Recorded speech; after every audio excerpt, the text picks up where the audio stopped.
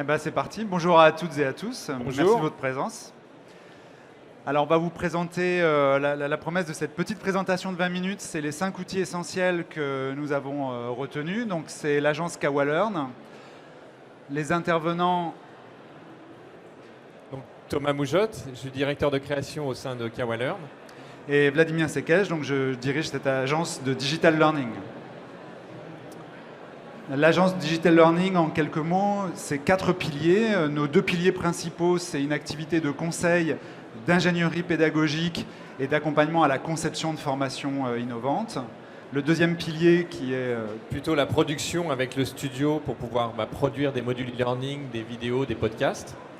Les clients qu'on accompagne, en général, ils nous demandent des formations. Donc, on est aussi organisme de formation Calliope et on forme sur la posture du formateur, les outils innovants en formation et la conception de formation. Et enfin, le shop, parce que derrière, souvent, on nous demande aussi d'avoir des outils pour produire, pour avoir quelque chose à produire, oui, tout bêtement. Et donc, c'est vraiment le sujet aujourd'hui de ce qu'on va vous présenter. Donc, c'est issu nos 2 piliers principaux ici, c'est bleu et rouge. Mais on va vous présenter un peu cette partie shop parce que souvent, les clients qu'on accompagne sont un peu perdus sur les solutions. Ils veulent quelque chose de simple, d'efficace. Et c'est ce qu'on a sélectionné, du coup, 5 outils pour vous. Non, il ne veut pas? Si, il veut. Alors le premier outil, parce que le début de la transformation et de la digitalisation de formation, c'est d'abord une partie de conception. Et donc pour la conception, on a été confronté à des formateurs qui savaient très bien concevoir en présentiel, mais qui ne savaient pas comment transposer ça en digital, quelles étaient les activités en digital, et on a été amené à produire des Kawa-Cards. Alors comment ça fonctionne les Kawa-Cards? C'est toi qui expliques, non? Ah non, c'est moi qui explique. Les Kawa-Cards, en fait, c'est un jeu de cartes qui permet de diviser en 3 familles de couleurs. Vous avez bleu, orange, vert qui sont des postures du formateur, c'est-à-dire un peu transmissif sur le bleu, format interrogatif pour le vert et interactif, pédagogie active pour le orange. Et l'idée, c'est de mixer, quand on a besoin de produire, de concevoir une formation, c'est d'aller choisir dans la couleur correspondante la posture que vous voulez et d'y trouver les activités qui sont intéressantes. Chaque carte représente une activité. Chaque activité est modélisée avec des caractéristiques. Et si vous ne savez pas ce que c'est qu'un motion design, par exemple, c'est parfois des questions qu'on a, au dos de la carte, vous avez un QR code. Et ce QR code, il permet de voir des exemples en fait, sur notre site. Et donc, on va montrer des exemples, par exemple, de vidéos courtes ou de motion design, des outils pour pouvoir le produire. Donc, c'est très opérationnel. Oui, le QR code, il permet vraiment de compléter ce qu'on ne peut pas mettre sur la carte de manière très synthétique. Ensuite, on utilise en fait ce jeu de cartes pour faire des ateliers de design thinking sur la conception. Donc on va aller, vous voyez ici, sur un atelier, donc on va aller sélectionner les cartes, discuter avec les formateurs, échanger, et ensuite on va transposer ça sur une feuille, en fait, une timeline, et donc on a une sorte de plateau de jeu, entre guillemets, c'est pas vraiment un jeu, c'est sérieux, mais voilà, pour faire vraiment la conception. Et ça, on va pouvoir, du coup, avoir toute la conception de l'ingénierie pédagogique avec ça. Outil unique, puisque du coup, on l'a créé sur mesure pour répondre à la problématique de nos clients. 3 familles de couleurs, chaque carte représente une activité, des QR codes, et c'est 29 €. Bon, à chaque fois, on vous donne un ordre de prix pour pouvoir se projeter et avoir une idée de l'utilité, de l'impact du produit, parce que c'est aussi un retour sur investissement quand vous utilisez un produit. Donc ça, c'était le premier outil. Une fois qu'on a conçu, on se retrouve à devoir produire et souvent à transmettre de l'information. Donc on est plutôt dans le côté couleur bleue. Et un des outils qu'on veut vous présenter, qu'on a sélectionné, avec lequel on travaille assez souvent, c'est Vaillant.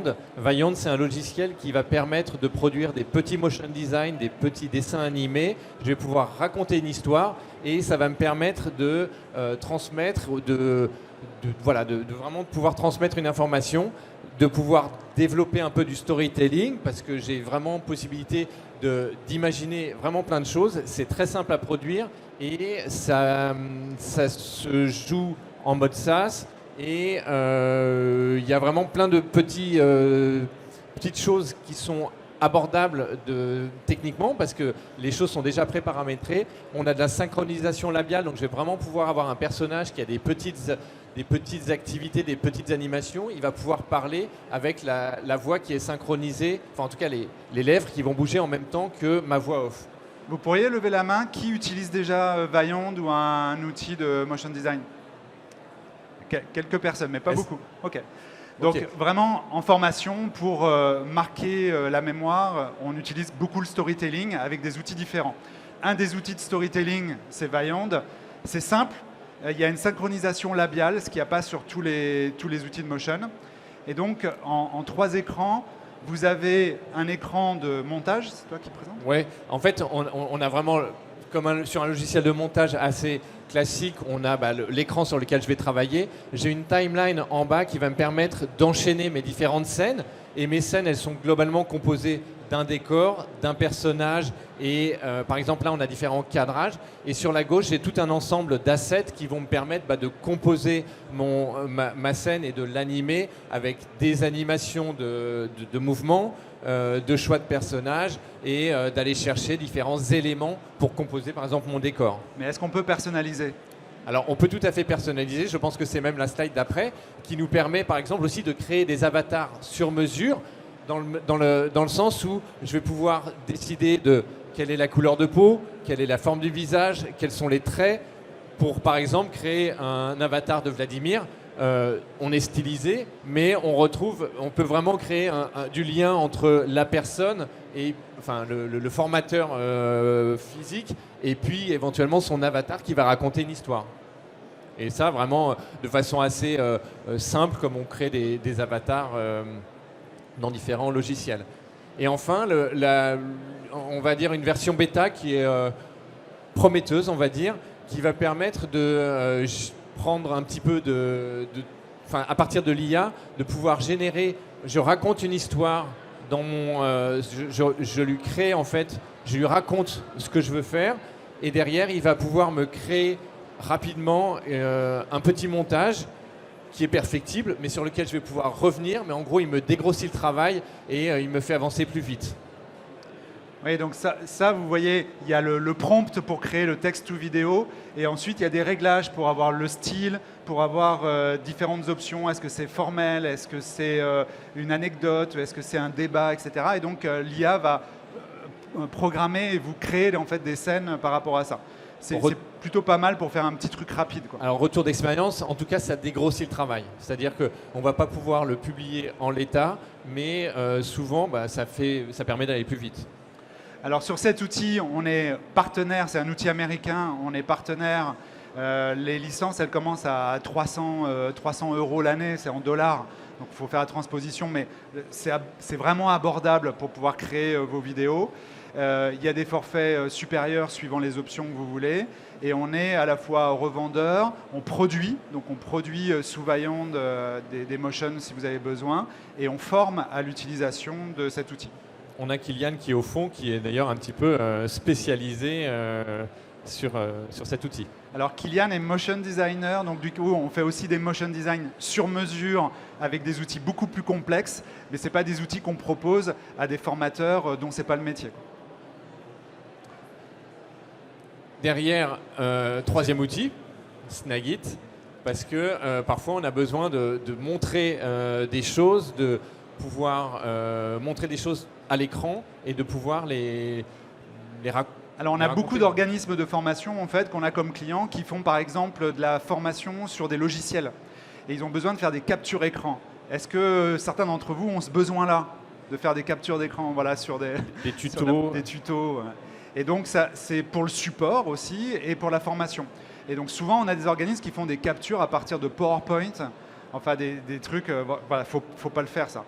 Et donc, il y a des outils pour ça qui sont vraiment tip-top. Nous, Snagit, on l'utilise, on le conseille à nos clients et ils sont tous super satisfaits. Alors, pourquoi? Parce que Snagit, en 2 clics, vous avez vos captures et vous pouvez au pixel près capturer soit juste une fenêtre, soit l'écran, soit une zone d'une fenêtre, soit une zone en défilement, par exemple un site web. Vous vous dites, je capture le site web avec défilement et il va vous dérouler toute la page jusqu'en bas et vous aurez l'ensemble du site web capturé en un clic. Donc ça, c'est top. Ensuite, on peut retoucher. C'est surtout là où la différence se fait pour moi, parce que faire des saisies d'écran, jusque-là, c'est quand même relativement classique. Oui, c'est pas trop... Sauf le défilement. Ouais, le défilement. Voilà. Là, on peut faire tout retoucher, c'est-à-dire que là, je vous ai montré un truc qui est quand même très compliqué, c'est que vous avez un dégradé sur le fond, vous avez un objet dessus, je l'entoure, je supprime, il recrée, et voilà, vous êtes hyper propre si vous voulez enlever quelque chose. Pareil, si vous voulez mettre un flou, et pareil, je ne vous l'ai pas montré là, mais si vous voulez prendre un objet et le déplacer, vous allez pouvoir déplacer complètement et donc tout retoucher. Ça, c'est énorme. Le deuxième intérêt, c'est de pouvoir supprimer une zone. Donc vous voyez là, il y a une zone que je ne veux pas montrer. Et ben, je vais simplement sélectionner et il va redécouper et vous allez avoir tout à la place. Ça va être complètement... enfin, on n'aura jamais pu penser qu'il y avait quelque chose ici. Peut-être juste pour compléter, tu dis on peut flouter certaines zones parce qu'on veut anonymiser par exemple sur des sites et on peut aussi lui demander de transformer du texte en barrettes, c'est-à-dire je montre d'un point de vue un peu didactique qu'il y a des infos mais j'ai pas envie de rentrer dans le détail du texte parce que c'est pas ça le sujet et en un clic il remplace le texte par des barrettes pour juste garder une structure d'explication. En fait, souvent quand vous êtes sur Google, vous voyez les tutos de Google, il n'y a pas de texte en fait, ce sont des barrettes de couleurs qui remplacent le texte parce que vous avez une structure. Et ben, ici, en un clic en fait, sur une page, vous allez pouvoir reproduire ça. Le dernier intérêt qu'on aime bien là-dessus, c'est de pouvoir faire un tuto PDF par exemple. Et donc vous avez fait vos captures, vous voyez en bas on a les captures d'images. Je vais sélectionner quelques captures d'images. Je vais aller sélectionner ici créer à partir d'un template. Je vais mettre le nom du template et vous avez les 3 captures d'images que j'ai sélectionnées. Et on va avoir à la fin en fait un document qui va donner les étapes. Donc on a le nom et puis étape 1, 2, 3 et je vais pouvoir remplir ici une légende pour expliquer, mettre une flèche, mettre un numéro, etc. Et donc très rapidement vous avez 3 captures d'écran, on produit, on fait un PDF, on envoie au client ou on laisse sur la plateforme LMS pour les apprenants, ils aiment bien avoir un support. Il y a un côté vraiment très, très rapide, ouais, très efficace. Le prix, 85 € TTC, d'accord? Et c'est licence perpétuelle, ce n'est pas un abonnement annuel. Je veux dire, ça ne sert à rien de s'ennuyer sur PowerPoint ou sur d'autres outils à faire des captations, alors que vous avez un outil qui est fait que pour ça, qui est hyper puissant pour un prix qui est modique, quoi. Alors, une fois qu'on a fait différentes captations, des motions, des tutos ou autres, il faut assembler tout ça pour faire des capsules e-learning. Et sur les capsules e-learning, il y a quelques outils auteurs qui existent. Nous, il y en a un qu'on aime bien, avec lequel on a lié un partenariat. C'est iSpring Suite. iSpring Suite, donc c'est vraiment un outil auteur qui va nous permettre de produire des modules e-learning à partir de PowerPoint. Et effectivement, on l'aime bien parce qu'on forme par exemple des formateurs et contrairement à Storyline, qui est très bien, très puissant, mais qui est peut-être beaucoup plus compliqué à prendre en main, là on reste dans PowerPoint et donc ça nous permet, enfin en tout cas ça permet au formateur d'être dans son univers et de pouvoir juste rajouter une couche supplémentaire d'interaction, par exemple des quiz, des interactions, des simulations de dialogue et derrière de pouvoir exporter tout ça au format SCORM. Donc concrètement, comment ça se présente? En fait, je suis dans PowerPoint avec mon bandeau normal, mais j'ai juste un onglet supplémentaire qui est iSpring Suite. Et sur iSpring Suite, je me retrouve avec un certain nombre de fonctionnalités. Elles sont là, effectivement. Des fonctionnalités de narration, entre autres une timeline qui va pouvoir me permettre de rajouter de la voix off et de synchroniser mes animations PowerPoint avec la voix off de manière beaucoup plus simple que dans PowerPoint. Je vais pouvoir insérer, et c'est là le cœur du sujet, des interactions, donc des quiz, des interactions, des simulations de dialogue, de l'enregistrement d'écran. Je vais accéder à une bibliothèque de contenu. Des objets externes aussi. Des objets externes, pardon, oui. Une bibliothèque de contenu, entre autres des personnages que je vais pouvoir utiliser avec pas mal de position, d'expression qui soit en illustration ou en photo. On va le voir juste après. On va le voir après. Des icônes, des objets, mais je peux aussi tout à fait utiliser tout ce que j'ai dans PowerPoint. Hein. Il y a aussi toutes les bibliothèques PowerPoint. Derrière, je vais pouvoir gérer ma présentation, entre autres mon lecteur au moment de l'export de ma capsule. Et puis, donc, je vais pouvoir le publier. Et puis, en gros... c'est à peu près tout. Qui produit du e-learning, des capsules e-learning ici? Ouais, donc la plupart. Et donc, il y a plusieurs outils, mais ils ne sont pas très nombreux, les outils auteurs. Nous, en tant qu'agence, on utilise plusieurs outils auteurs, Storyline, iSpring. Mais auprès des organismes, on aime bien pousser iSpring parce que c'est très simple et les formateurs, ils restent dans leur format PowerPoint, en effet. Et donc, c'est très, très rapide parce qu'il y a un enjeu de temps passé à produire. On revient du coup sur la bibliothèque d'images pour vous montrer, voilà, on accède à un ensemble de personnages et ces différents personnages qui soient donc animés, on retrouve Vladimir d'ailleurs là, parce qu'on va pouvoir le personnaliser. On retrouve Olga. Et on retrouve Olga, oui, tout à fait. Donc vous pouvez créer des personnages sur mesure, ce qui est assez sympa, très rapidement. Dans le même esprit que Vaillant. Hein. Et après, donc en fait, chaque fois, un personnage va se retrouver avec environ une centaine de positions pour pouvoir éventuellement exprimer certaines choses tout au long de la capsule. Des décors, des objets. Il y a 90 000 assets au niveau de... C'est pas le prix. Hein. Alors la simulation de dialogue, nous on aime bien, et ça c'est le seul outil qui permet de faire ça, parce que la simulation de dialogue c'est justement pour former par exemple les commerciaux ou sur les langues ou autres, c'est de pouvoir échanger avec un personnage et de faire des scénarios avec des choix, des embranchements. Et ça c'est un outil qui est intégré à iSpring, qui est simple à utiliser.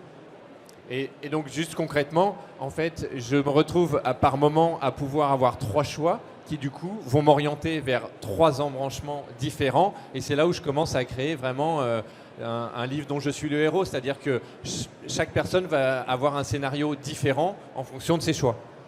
Ok. Et donc ça va donner ça. C'est-à-dire que le résultat du scénario que vous voyez en dessous, donc, et ça se construit par petits blocs. On a ça sur PC et vous voyez que c'est mobile, donc c'est totalement responsive. Et actuellement, sur notre stand, vous avez moins 25%. Enfin, vous venez sur notre stand et sur le mois, c'est pas aujourd'hui, voilà, vous n'avez pas le couteau sur la gorge, mais on a une offre d'iSpring, moins 25%, ce qui fait que le logiciel, il commence à 578. Quoi. Et il y a une version d'essai de 14 jours en amont qui vous permet de tester et de voir un petit peu le potentiel de ce que ça peut donner. Le dernier outil pour conclure, c'est iSpring Learn, donc c'est la suite logique de ce logiciel, c'est la plateforme LMS qui est peu connue en France, mais qui franchement mérite. Nous, on est en train de passer nos formations sur iSpring Learn. Pourquoi c'est intéressant? C'est qu'à partir de iSpring Suite qu'a montré Thomas, vous avez l'onglet pour publier. Vous pouvez publier directement sur iSpring Learn, donc en un clic, votre formation, elle est sur la plateforme. Et donc ça, l'intégration est vachement facilitée. Une fois que c'est sur la plateforme, vous retrouvez toutes vos formations ici dans une sorte de drive. Et vos formations, vos modules qui sont ici, vous pouvez les implémenter dans un cours A, dans un cours B, dans un cours C, dans le sens que vous voulez. Mais vous l'aurez déposé qu'une seule fois. Donc c'est un gain de temps qui est absolument énorme. Le deuxième gain de temps, c'est que si vous mettez à jour pour une V2 votre module, il sera poussé ici sur la plateforme et il sera poussé dans tous les cours dans lesquels vous aurez mis ce module.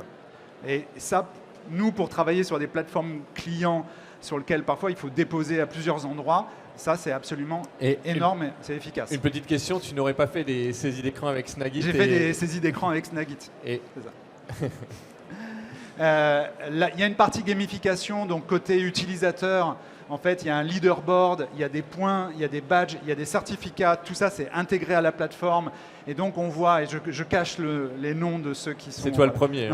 Et donc vous avez le nombre de points, les badges, et donc tout ça c'est intégré, ça participe à la gamification au niveau de la plateforme. C'est très sympa et c'est super facile à utiliser.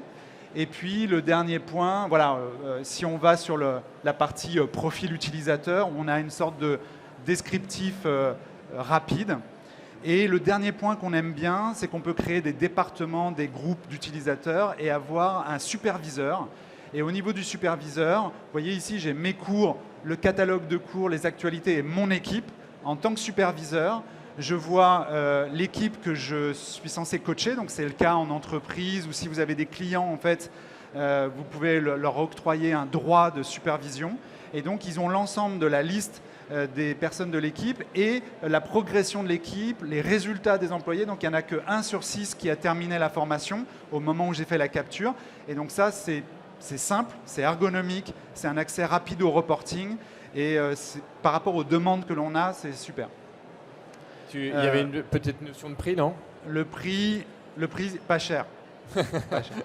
C'est maximum 2,93 € en prenant par utilisateur par mois. D'accord. C'est pas cher pour ça. Utilisateur actif, donc c'est un utilisateur qui se connecte et qui suit un cours sur la plateforme. C'est pas un utilisateur créé comme on a parfois sur des plateformes où dès que vous créez un compte, c'est un utilisateur payant. Là, vous payez que parce qu'il a suivi un cours. Donc ça fait quand même une grosse différence. Et c'est maximum 2,93 €, ça c'est pour les petits forfaits. Plus vous augmentez en nombre d'utilisateurs, plus le prix diminue. Donc c'est vraiment pas cher. Et vous avez pareil, moins 25% si vous venez nous voir sur le salon. Conclusion, sur tous ces outils-là et d'autres, parce que là on en a sélectionné que 5, mais en tout cas si vous avez un besoin de conseils, d'accompagnement, de conception de formation, de production ou d'achat de logiciels, vous pouvez nous retrouver sur le stand V40. C'est pas loin, c'est juste là.